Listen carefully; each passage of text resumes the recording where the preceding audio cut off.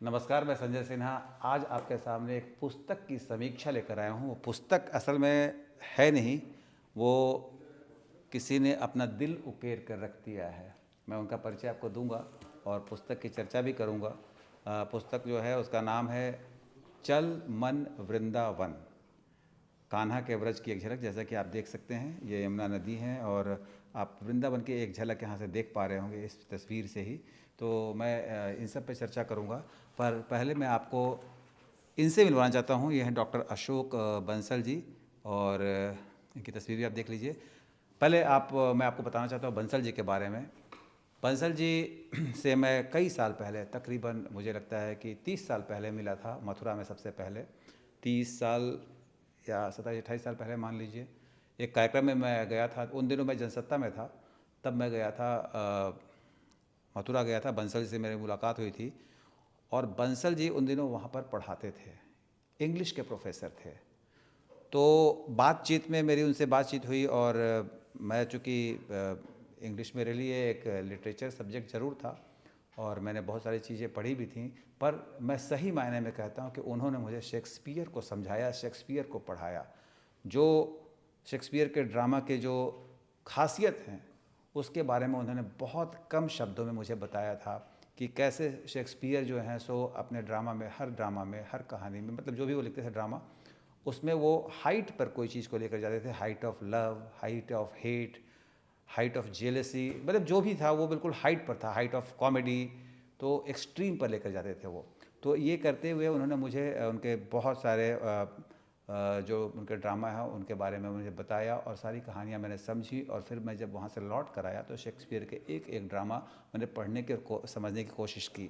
तो ये जो परिचय है मैं इसलिए दे रहा हूँ कि वो मेरे सही मायने में गुरु रहे हैं, डॉक्टर अशोक बंसल जी। अशोक बंसल जी बहुत मिलनसार स्वभाव के व्यक्ति हैं, जैसा कि शिक्षक रहे हैं, प्रोफेसर रहे हैं। तो उनकी हमेशा तमन्ना रही है लिखने, पढ़ने और पढ़ाने की। अंग्रेजी के प्रोफेसर रहे हैं, पर मथुरा वृंदावन उनके दिल और दिमाग में समा गया है, बस गया है। और पिछले काफ़ी वर्षों से वो मथुरा में कम रहते हैं, ऑस्ट्रेलिया में अपने बेटे और उनकी बेटी भी वहीं रहती हैं।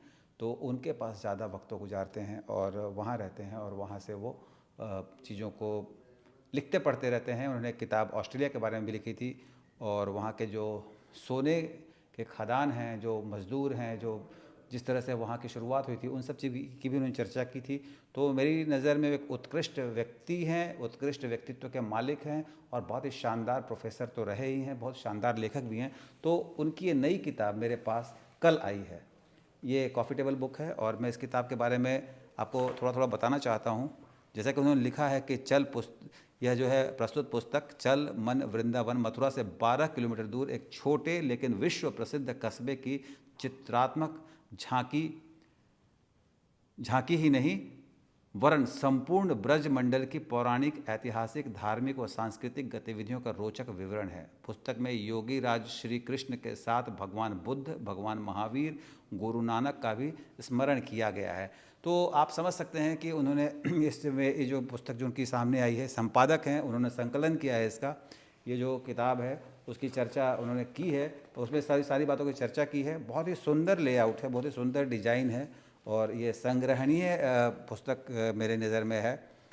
तो इन्होंने लिखा है कि श्रीमद् भगवत गीता में वर्णित श्री कृष्ण के लीला स्थलों को चिन्हित करने के लिए 15वीं शताब्दी में सर्वप्रथम चैतन्य देव बंगाल से और महाप्रभु वल्लभाचार्य दक्षिण से मथुरा आए। तब वृंदावन में सर्वत्र जंगल ही जंगल था। वर्तमान में इस जंगल में चहु ओर राधा कृष्ण की हजारों साल पूर्व की मधुर स्मृतियों की गूंज है।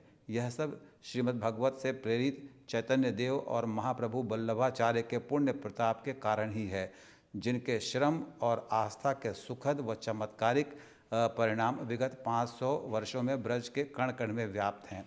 तो ये जो उन्होंने, आप समझ सकते हैं इनकी शैली, इनकी भाषा जो है वो किस तरह की है। और ये यहाँ से किताब शुरू होती है। इसमें डॉक्टर हरिवंश चतुर्वेदी हैं, ये प्रेसिडेंट बिमटेक फाउंडेशन के हैं, डायरेक्टर बिमटेक के हैं। तो उन्होंने ये पहले पन्ने पर उनकी ओर से ही यह प्रस्तावना है। उन्होंने लिखा है ब्रज की माटी की सुगंध दूर दूर तक। अगले पन्ने पर आता हूँ। तो हेमा मालिनी जी जो कि वहाँ की संपादक हैं, संपादक मतलब इस पत्रिका की हैं, जो वहाँ सांसद हैं। देखिए क्या है कि पत्रकारों के मन में ना हमेशा संपादक बसे रहते हैं, तो मेरे मुंह से सांसद भी संपादक बन जाते हैं, पर वो सांसद हैं, बीजेपी के सांसद हैं, और संपादकीय उन्होंने जो यहाँ पर उनकी संपादकीय है उसके बारे में चर्चा करूँगा। किताब को आप देख पा रहे हैं, मेरो वृंदावन, ये हेमा मालिनी जी हैं, वहाँ सांसद हैं। आप जानते हैं उन्होंने लिखा है कि पाठकों के समक्ष कॉफ़ी टेबल बुक को प्रस्तुत करते हुए मुझे अपार प्रसन्नता हो रही है। कला, संस्कृति और राजनीति के विभिन्न रूप रंगों का साक्षात्कार करते हुए मेरे अंदर का कलाकार ब्रज भ्रमण में गहरा आध्यात्मिक सुख अनुभव करता है। ब्रज के कृष्णकालीन अतीत की कल्पना को अभिनय व नृत्य में साकार करने का प्रयास मुझे असीम आनंद प्रदान करते हैं। कान्हा की लीला भूमि ब्रज पर केंद्रित कॉफ़ी टेबल बुक का प्रकाशन इसी आनंद की मनोरम कड़ी है जो ब्रज की बहुआयामी अंतरंग छवि आपके सामने प्रस्तुत करती है। तो मैं सब पढ़ दूंगा तो फिर आप क्या पढ़ेंगे। तो हेमा मालिनी जी ने इसमें बहुत खूबसूरत तस्वीरें भी हैं, और हालांकि तस्वीर किसने ली है इसका जिक्र इसमें नहीं है, पर बहुत सारी अच्छी तस्वीरें हैं, और ये बहुत खूबसूरत ढंग से उनको उकेरा गया है। उसमें हेमा मालिनी की अलग अलग मुद्राएं हैं, ये आप देख सकते हैं। यहाँ पर ये नृत्य करती हुई मुद्रा में हैं, और यहाँ पर ये चुनावी मुद्रा में वोट मांगते हुए हैं। तो उनके भी काफ़ी रंग रूप को यहाँ पर अलग ढंग से प्रस्तुत करने की कोशिश की गई है, और आप देख सकते हैं कि हेमा मालिनी यहाँ पर इस रूप में हैं। तो ये देखिए माँ दुर्गा के रूप में भी उनका एक वो है रूप है, और इसमें गीता के श्लोक भी हैं, कर्मण्यवाधिकार अस्ते माँ फलेषु कदाचन। तो ये सारी चीज़ें जो हैं सो उन्होंने एक सांसद और संपादक की हैसियत से जो इसमें लिखा है वो बहुत ही पढ़ने लायक है। मैं पूरी किताब को एक सरसरी नज़र से देख चुका हूँ, काफ़ी पन्ने इसके पढ़ चुका हूँ, और कॉफ़ी टेबल बुक जो होता है वो मतलब कि इस तरह किताबें जो होती हैं वो आदमी धीरे धीरे करके उनको पढ़ता है, समझता है, पर ये किताब बहुत ही खूबसूरत बन पड़ी है, बहुत खूबसूरत। मतलब इसमें जो मेहनत दिख रही है डॉक्टर अशोक बंसल जी की, वो सचमुच में सराहनीय है। तो जैसा कि मैंने बताया कि बंसल जी जो हैं वो पैसे वैसे कमाने में कभी लगे नहीं, वो ज़िंदगी भर लेखन और मतलब पठन के कार्य में जुटे रहे और उसी में जुड़े रहे, और उन्होंने कभी खुद को इससे बाहर नहीं समझा। वो ऑस्ट्रेलिया भी काफ़ी समय ऑस्ट्रेलिया में रहते हैं वो, तो वहाँ भी रहते हैं, तो इन्हीं तरह के ग्रुप के संपर्क में रहते हैं। और मेरा काफ़ी अच्छा उनके साथ रिश्ता पिछले 30 वर्षों से बना हुआ है, मेरे लिए बड़े भाई के समान हैं। और जब उन्होंने किताब भेजी तो उन्होंने मुझसे कुछ कहा नहीं है। किताब मेरे पास असल में किताब मेरे पास भेजी थी, ये उन्होंने भेजी थी, बिमटेक से आई थी किताब ये मेरे पास। जो इसके डायरेक्टर हैं उन्होंने डॉक्टर हरिवंश चतुर्वेदी जी के ऑफिस से किताब आई थी एक अच्छे से लिफाफे में रख करके। तो बंसल जी से मेरी इस बारे में कोई बातचीत भी नहीं हुई है, पर मुझे ऐसा लग रहा है कि मैं इस किताब के बारे में वीडियो रिव्यू आपको दूं। लिख करके मैं दे सकता था, मैं इसमें से 5-6 लाइनें उठाता, लिख देता, कहता किताब बहुत अच्छी है, पर असल में मैं चाहता था कि इस किताब को आप ठीक से देखें, रूबरू हों, समझ पाएँ कि जो लोग लेखन के कार्य में लगे रहते हैं, पठन के कार्य में लगे रहते हैं, वो लोग समाज की किस तरह से अपने तरीके से सेवा करते हैं। आमतौर पर एक सरकारी कर्मचारी रिटायर होने के बाद सब कुछ बंद कर देता है, बैठ जाता है, पर ये उम्र के इस पड़ाव पर भी बहुत अच्छे से लगे हुए हैं। अब इन्होंने इनका संकलन जो किया है बहुत ही कमाल का संकलन है। देखिए पोतरा कुंड इसमें दिखला रहे हैं, जो कि श्री कृष्ण जन्म स्थान है मथुरा का, जहाँ पर ये आप देखिए श्री कृष्ण जन्म स्थान है। तो इस तरीके से मैं आपको एक एक करके सारी चीज़ें दिखला रहा हूँ, और मेरा ये प्रयोग है, बल्कि मैं ये कह सकता हूँ कि अब आज के बाद से मैं कोशिश करूँगा कि जो भी किताब मेरे पास आएगी उसका मैं पढ़ करके और फिर वीडियो रिव्यू आपके सामने पेश करूँगा। आपको पता है संजय सिन्हा हर बार कुछ नया पेश करने की करने की कोशिश करते हैं, कुछ नए ढंग से पेश करने की कोशिश करते हैं। तो बुक रिव्यू का ये तरीका मैंने ढूंढ लिया है। आपको पता है कि संजय सिन्हा पहले कलम और स्याही के साथ चलते थे, आजकल कैमरे के साथ चलते हैं। ये देखिए मेरे पास एक कैमरा ये पड़ा हुआ है, एक कैमरा उसके अंदर पड़ा हुआ है, तो आप ये देख सकते हैं। ये सोनी का बहुत सुंदर कैमरा है मेरे पास, सोनी अल्फ़ा 7C है, और ये फुल फ्रेम कैमरा है, बहुत अच्छा कैमरा है। इसके साथ रिमोट भी है, इसके साथ मेरे साथ लेंस का बहुत अच्छा सेट है। नॉर्मली मैं 50 mm पर शूट करता हूँ, ये जो है 35 mm का है। तो ये लेंस यूज़ करने और शूट करने के पीछे सिर्फ एक ही मोटिव है कि ये लेंस बहुत हैंडी है। जो 50 mm का लेंस है, देखिए इधर देखिए कि ये साइज़ है 50 mm का, 1.4 उसका फोकल लेंथ है, तो उस पर भी कर सकते हैं। और मेरी कोशिश रहती है कि जब भी कुछ करूँ तो बहुत ही उत्कृष्ट करने की कोशिश करूँ। तो मैं नॉर्मली सामान्य तौर पर फेसबुक लाइव तो मैं कर लेता हूँ फ़ोन से, पर जब मुझे कोई सीरियस चीज़ करनी होती है तो मैं चाहता हूँ कि बहुत उत्कृष्ट क्वालिटी में आपके सामने आए। तो इसके लिए मैं फुल फ्रेम कैमरा यूज़ करता हूँ, और मैं आपको बताऊँगा धीरे धीरे, क्योंकि मैं कैमरे के संसार से पिछले 25 वर्षों से जुड़ा हुआ हूँ। टीवी का एक अच्छा एक्सपीरियंस है मेरे पास। टीवी का, ऑडियो वीडियो का, तो मैं उन सब का अब तक जो इस्तेमाल करता रहा आपके सामने वो रखने की कोशिश करूँगा, बताऊँगा कि आप भी कैसे अच्छा शूट कर सकते हैं और क्या करना चाहिए आपको। तो ये सारी चीज़ें बताऊँगा आपको, समय पर यूट्यूब के बारे में बताऊँगा। तो ये देखिए, ब्रज की शान गोकुल महावन, मतलब एक एक शब्द जो यहाँ पर दर्ज किया गया है वो बहुत ही करीने से है, ब्रज की शान गोकुल महावन। अभी देखिए क्या सुंदर तस्वीरें हैं। बस मुझे एक बात थोड़ी सी अटक रही है कि अब कहीं पर जिक्र हो तो अलग बात है कि ये सारे फ़ोटोग्राफ किसी एक व्यक्ति के हैं या अलग अलग व्यक्ति के हैं। अगर वो अलग अलग व्यक्ति के हैं तो उनकी तस्वीर में मैं चाहता था कि ये लिखा हुआ है, कॉफ़ी टेबल बुक में प्रकाशित किए गए लेख व चित्र के पुनः प्रकाशन के समस्त अधिकार प्रकाशक बिमटेक फाउंडेशन ग्रेटर नोएडा के पास सुरक्षित हैं। अब ये हैं, सलाहकार हैं जनार्दन शर्मा, विशेष सहयोग मिला है डॉक्टर धर्मराज का, सहयोग है डॉक्टर सुजाता चौधरी और आशीष शर्मा जी का। छायाकार, हाँ अब इसमें छायाकार का नाम है जोगेंद्र कुमार नई दिल्ली और PK studio Mathura. Graphics and art Vikas Gupta का, प्रकाशन बिमटेक फाउंडेशन ग्रेटर नोएडा उत्तर प्रदेश, और प्रायोजक इंडियन ऑयल लिमिटेड से। इंडियन ऑयल ने इसको स्पॉन्सर भी किया है। मुद्रक IM वर्ल्ड नोएडा, नोएडा में किताब छपी है, इंडियन ऑयल इसका स्पॉन्सर है। और मतलब इससे जो खर्चे आए होंगे इंडियन ऑयल ने उठाया होगा। मथुरा में उनकी रिफाइनरी है और जाहिर है कि बहुत वो लोग भी पब्लिक सेक्टर में रहते हुए काफ़ी सामाजिक कार्य को करते हैं। तो अब इसमें छायाकार का नाम है, मगर कौन सी तस्वीर किसकी है ये क्लियर नहीं है। मेरा हमेशा ये मत रहता है कि सबको उसके किए का क्रेडिट दे देना चाहिए, मिल जाना चाहिए। पर ये किताब बहुत खूबसूरत है, पन्ने बहुत खूबसूरत हैं। अब इसमें देखिए क्या है, कृष्ण जन्मभूमि से कहानी शुरू करते हुए आते हैं बरसाने के लठमार होली पर आते हैं। और बरसाने के लठमार होली आपको पता है कि पूरी दुनिया में मतलब मशहूर है। होली जो है सो असल में मथुरा वृंदावन की जो होली है वो कमाल की होली होती है। और मैं जब न्यूज़ चैनल में रहा तो मैंने होली हर बार कवर की। बहुत तरह की होली होती है वहाँ पर और बहुत ही धूमधाम से मनाई जाती है। कृष्ण के साथ, राधा के साथ होली का जो प्रसंग है वो अभी भी लोगों के जनमानस में समाया हुआ है। ये फालन की होली है। फिर दाऊ जी आज ब्रज में हो रही रे रसिया। अब देखिए ये क्या है, ये सब जो है ये जनमानस के जो मतलब रोम रोम में बसी हुई बातें हैं उसको कलम से उकेरा गया है। नारायण यह नैन सुख मुख सौ कहियो न जाए। अब ये सुख मुख, ये जो सुख है जो नैन देख रहे हैं उसको कैसे मुख से कहें। ठाकुर जी के 56 भोग होते हैं, 56 भोग की भी चर्चा है इसमें। मतलब कितनी तरह की मिठाइयाँ होती हैं, इसमें सबके नाम लिखे गए हैं कि 56 भोग में मुख्यतः दूध, सखड़ी, सखड़ी फीका, सखड़ी कच्चा, यानी 4 प्रकार के पदार्थों से 56 प्रकार के व्यंजन तैयार किए जाते हैं। 56 भोग का सर्वाधिक मान्य वर्गीकरण है। वर्तमान में गोवर्धन के तलहटी में विभिन्न स्थानों पर विशिष्ट अवसरों पर 56 भोग व भव्य आयोजनों की परंपरा का निर्वाह होता है। ब्रज में यहाँ पर 84 कोस की परिक्रमा आप जानते होंगे, आपने सुना होगा। तो एक तरह का बहुत मतलब जाना माना वो है, धाम है जहाँ पुण्य कमाने जा सकते हैं। ब्रज की परिक्रमा होती है और इसकी 84 कोस की चर्चा है इसमें काफ़ी अच्छे से है। गोवर्धन परिक्रमा को पड़ाव को भी यहाँ पर उकेरा गया है। हर पन्ना जो है सो बहुत ही इन्फॉर्मेटिव है और भक्ति से और शक्ति से बिल्कुल रंगा हुआ है। और अच्छे से ये परिक्रमा का मार्ग देखिए, ये बहुत ख़ास है कि परिक्रमा का जो मार्ग है, इस मार्ग की का भी इन्होंने विस्तार से वर्णन किया है, कहाँ से क्या क्या चीज़ आपको देखने को मिलेंगी। तो श्री गिरिराज पर्वत से शुरू होती है परिक्रमा, परिक्रमा का रास्ता है, दूसरे रास्ता है कुंड है, लीला स्थली है। और फिर अब आती है बात रासलीला की। तो रासलीला आप देख रहे हैं, ये रासलीला बहुत मतलब वहाँ का मशहूर है, जाना माना है सब कुछ।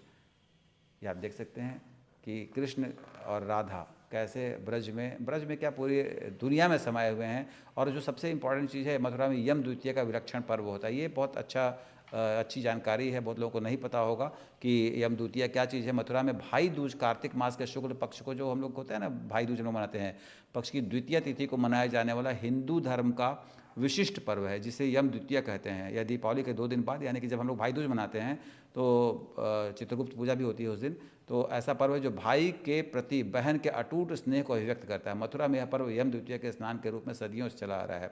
अब देखिए इसका क्या है, जल की महिमा, वो एक देवता के रूप में उसकी पूजा संसार के लगभग संस्कृतियों में पाई जाती है। मतलब जल की पूजा हर जगह है। हमारे देश में पौराणिक साहित्य में मथुरा में बहनें बहने वाली यमुना नदी का उच्च स्थान है। यमुना ही को सदा यमुना महारानी के रूप में संबोधित किया गया है। तो इसकी एक बहुत लंबी कहानी है यम द्वितीया की। मैं इसके बारे में आपको अलग से कभी बताऊंगा, हालांकि मैं कई बार कहानी लिख चुका हूं। पर यम द्वितीया जो है सो भाई की लंबी उम्र के लिए बहन की ओर से किया जाने वाला एक व्रत है। वो व्रत यहाँ पर होता है और बहुत मशहूर है वो।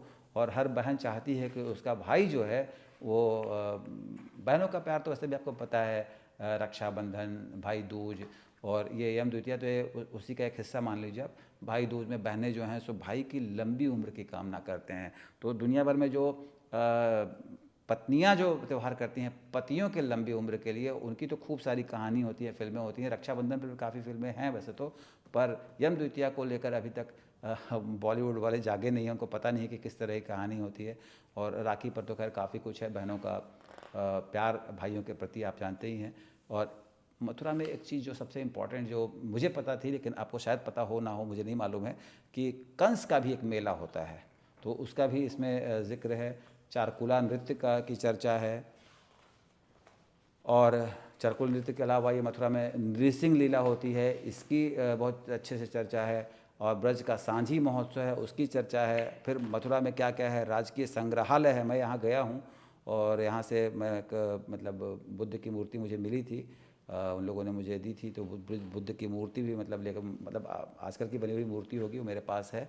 और बुद्ध तो खैर सबको पढ़ना चाहिए, समझना चाहिए। मैं बुद्ध को बहुत विस्तार से गहन अध्ययन करता हूँ बुद्ध का हमेशा। और ये मथुरा का राजकीय संग्रहालय की भी, मतलब ये ब्रज की पूरी समझ लीजिए कि एक संग्रहणीय जानकारी है, संग्रहणीय किताब है। एक ऐसी किताब है जिसको कि आपको रखना भी चाहिए और लोगों को देना भी चाहिए। मथुरा की विलक्षण इमारत होली गेट की चर्चा है और काफ़ी अच्छे से है, मतलब उसका इंट्रोडक्शन है, फिर उसकी चर्चा है। राजस्थली जो है वंशीवट, तो उसकी अच्छी चर्चा है इसमें। मानसरोवर है वहाँ पर, उसकी चर्चा है। और सती बुर्ज की चर्चा। लेकिन सबसे जो इम्पोर्टेंट जो अध्याय है वो है महात्मा बुद्ध और ब्रज। तो महात्मा बुद्ध का ब्रज के साथ क्या संबंध रहा है, तो ऐसा कहा जाता है भगवान बुद्ध के बारे में कहा जाता है कि काफ़ी मजबूत कद काठी के स्वामी थे। प्रतिदिन 10-12 मील की यात्रा तय करते थे। महात्मा बुद्ध वर्ष में 8 माह देशाटन में व्यतीत करते और वर्षा ऋतु के 4 माह तक किसी के स्थान पर रुक जाते थे। यह 4 माह का समय वर्षावास के नाम से प्रसिद्ध था। तो महात्मा बुद्ध का भी एक अपना मथुरा के साथ अच्छा कनेक्शन है इसमें। और लिखा है कि फाहियान के वर्णन के अनुसार सम्राट अशोक ने मथुरा में 6 स्तूप बनवाए थे। देखिए सम्राट अशोक के बारे में जानते हैं, तो एक कनेक्शन है कि वहाँ पर मथुरा में उन्होंने 6 स्तूप बनाए थे। और बाकी सांची का तो आपको पता ही है। जैन धर्म और मथुरा का क्या संबंध है, इसकी भी चर्चा है इसमें। तो ये किताब जो है सो अपने आप में काफ़ी गजब की किताब है। और चैतन्य महाप्रभु की ब्रज को देन, चैतन्य महाप्रभु के बारे में आप जानते हैं। बहुत सुंदर तस्वीर है, तस्वीरें यहाँ पर मतलब जो बनाई हुई तस्वीरें हैं और उनका यहाँ पर प्रदर्शन है बहुत सुंदर ढंग से। और वल्लभाचार्य और गोस्वामी विट्ठल नाथ के को ब्रज की क्या देन है, उसके बारे में बहुत अच्छी चर्चा है। तो एक तरह से ऐतिहासिक पुस्तक भी कह सकते हैं आप इसको। और स्वामी हरिदास की चर्चा है, स्वामी रसिक किशोरमणि, स्वामी हरिदास, दोनों के बारे में है। अष्टछाप के 8 कवि, अब देखिए ये सारी चीज़ें हैं, इसमें नाम लिखा हुआ है। कुंभन दास, सूरदास, सूरदास के बहुत सारी आपने पढ़ी होंगी, मीरा के पद, मीरा के मतलब उस पर काफ़ी कुछ लिखा है। परमानंद दास हैं, कृष्णदास हैं। अब कब से कब तक ये सब ऐतिहासिक चित्रण है इनका। अष्टछाप के 8 कवि हैं, गोविंद स्वामी, छीत स्वामी, नंददास, चतुर्भुज दास। और ब्रज के 5 संप्रदाय हैं, निम्बार्क संप्रदाय, चैतन्य संप्रदाय, बल्लभ संप्रदाय, राधा बल्लभ संप्रदाय, हरिदासी संप्रदाय। तो इसके बारे में डिटेल में सबकी चर्चा भी है। और ब्रज की अमूल्य निधि जो हैं सो रसखान हैं, आप ये बात जानते हैं। रसखान की अमूल्य निधि है, उनका ऐतिहासिक जो दस्तावेज सबूत वहाँ मौजूद हैं, उनके बारे में यहाँ पर काफ़ी कुछ है। और प्रीतम बसे पहाड़ पे हम जमुना के तीर, अब को मिलनो कठिन है पाँव परी जंजीर। तो ये कृष्ण भक्त कवि थी ताज बीवी। ताज बीवी जो हैं वो कृष्ण भक्त थी, ये भी आपको पता है। और उनका समाधि स्थल इसकी अच्छी, बहुत बहुत संग्रहणीय तस्वीरें हैं ये वाली तस्वीर तो आपको याद होगी, आपने इसके भारत में, मतलब मैं जब छोटा था और डाक टिकट का कलेक्शन करता था, देखिए ये देखिए है भी यहाँ पर, ये 20 पैसे का डाक टिकट। तो ये तस्वीर आपने देखी होगी, अपने अपनों को चिट्ठियाँ लिखी होंगी, लिफाफे में इसको चिपकाया होगा। और ये 18वीं सदी में राजस्थान के किशनगढ़ के महाराजा सावन सिंह और उनकी प्रेयसी बनी ठानो दोनों ही कृष्ण भक्ति में लीन होकर वृंदावन आकर बस गए थे और अंतिम सांस तक इसी स्थान पर रहे। दोनों की समाधियां वृंदावन में आज भी मौजूद हैं। 15 मई 1973 को भारत सरकार में बनी ठनी पर डाक टिकट जारी किए थे। ये बनी ठनी हैं और अभी ये नाम बनी ठनी मुझे लगता है बनी ठनी से बना होगा शायद, कि वो बहुत बनी ठनी रहती हैं। तो बनी ठनी मतलब हमेशा देखिए कितने कितने मतलब बन के संवर के रहना भी एक आर्ट है। और ये थोड़ा मैं भी इसको और पढ़ूंगा। अभी समझ लीजिए कि किताब मेरे हाथ में आई है और मैं खुद को रोक नहीं पाया हूँ कि आप तक मीराबाई के बारे में भी चर्चा है इसमें, और फिल्म का निर्माण है उसमें हेमा मालिनी ही दिख रही हैं मुझे यहाँ पर। और ये हरे कृष्ण कृष्णा कृष्णा हरे कृष्ण कृष्ण हरे हरे हरे राम हरे हरे हरे कृष्ण कृष्ण कृष्ण हरे हरे हरे राम राम राम हरे हरे। तो ये इस्कॉन के संस्थापक प्रभु ये श्री लील प्रभुपाद के बारे में भी उनकी अच्छी जानकारी चर्चा मौजूद है। गुरु नानक जब मथुरा गए थे उनका जो प्रवास हुआ था उसके बारे में भी इसमें है। स्वामी विरजानंद मथुरा में रहे उनका भी है। स्वामी दयानंद सरस्वती की चर्चा है इसमें और विरजानंद की चर्चा है। एकनाथ द्वारा में लघु ब्रज की चर्चा है। तो ये सारी किताब जो है, कुल पुस्तक जो है ये इसके टोटल जो पेज इसमें दर्ज हैं, बहुत भारी किताब है, वज़न बहुत ज़्यादा है, इसलिए मुझे इस पर टेबल पर रख करके आपको बताना पड़ रहा है। 225 पन्ने हैं इसमें टोटल और हार्ड बॉन्ड है ये। तो 225 मतलब 26-27 मान लीजिए, कुछ एक दो इंडियन ऑयल के भी वो हैं। और सुनील आचार्य और जनार्दन शर्मा का जो योगदान है या जो भी उनके बारे में है इस किताब में, उसकी भी चर्चा है। तो ये पूरी किताब की समीक्षा मैंने आपको सुपरफिशियली ऐसा कहना चाहिए कि अभी किताब मैंने पूरी पढ़ी नहीं है, लेकिन मन में बसा लिया हूँ तो आपके सामने लेकर आया हूँ। और ये बहुत सराहनीय प्रयास है। आपको जब कभी किताब ये पढ़ने का मौका मिले तो आप ज़रूर पढ़ें, ज़रूर ख़रीदें इसको। पर इसकी कीमत कितनी है शायद इसमें दर्ज ही नहीं है कहीं पर। तो मेरे ख्याल से ये पूछना पड़ेगा कि बिक्री के लिए उपलब्ध है भी या नहीं है। अगर बिक्री के लिए उपलब्ध है तो इस पर कीमत होनी चाहिए थी, पर अभी मुझे कहीं किताब पे कीमत मुझे नहीं दिखी है, और कहीं हो भी तो मुझे मालूम नहीं है। पर अगर ये बिक्री के लिए नहीं है तो फिर पूछना पड़ेगा कि आप तक किताब कैसे पहुंचेगी। मेरे पास एक कॉपी है, मैं बहुत दिल से लगा कर रखूँगा, पढ़ लूँगा। जब मैं पढ़ लूँगा तब मैं किताब किसी को जो पहले मुझसे मांग लेगा उसको दे दूँगा। मैं सामान्य तौर पर किताब पढ़ने के बाद जमा नहीं करता हूँ, मैं किसी न किसी को दे देता हूँ। मैं चाहता हूँ किताब आगे बढ़े और लोगों तक पहुँचे। मैं उसको अपने अलमारी में तभी तक रखता हूँ जब तक मैं उसे पढ़ नहीं पाया होता हूँ। तो मुझे ये कहने में कोई का शौक़ नहीं है कि मेरे पास हज़ारों किताबें हैं जो मैं जमा करके रखा हूँ। नहीं, मेरे पास जो हज़ारों किताबें या सैकड़ों किताबें हैं वो किताबें जिनका अभी मैंने पढ़ना बाकी है। अदरवाइज मैं पढ़ करके किताब सामान्य तौर पर कुछ किताबें रेफरेंस के लिए रखता हूँ, अदरवाइज किताबों को किसी और को गिफ्ट कर देता हूँ ताकि वो भी पढ़े। तो ये पहला प्रयोग था मेरा अपनी तरफ से पुस्तक समीक्षा वीडियो फॉर्म में।